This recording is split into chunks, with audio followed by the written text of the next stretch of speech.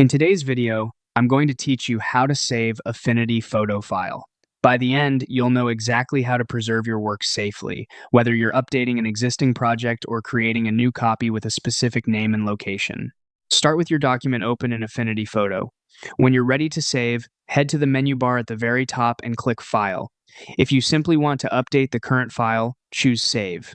This is perfect for quick progress updates as you work. If it's the first time you're saving this document, Affinity Photo will open a save dialog automatically.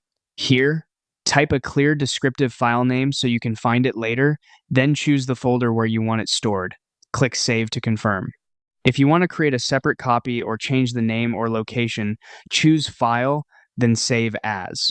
In the dialog, enter the new file name, pick the destination folder, and look for the Format or File Type dropdown. For ongoing editing, select the native Affinity Photo format, usually AFPhoto, which preserves all your layers, adjustments, and effects.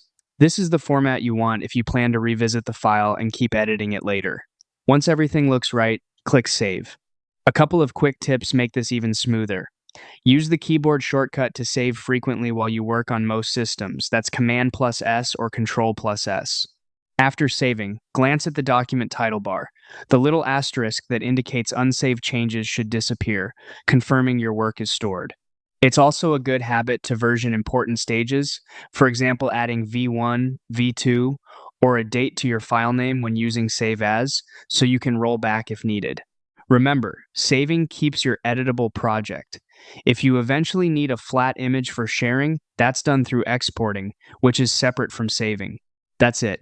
Open your document, go to File, choose Save for quick updates, or Save As to name, choose where it goes, pick the correct format, and click Save.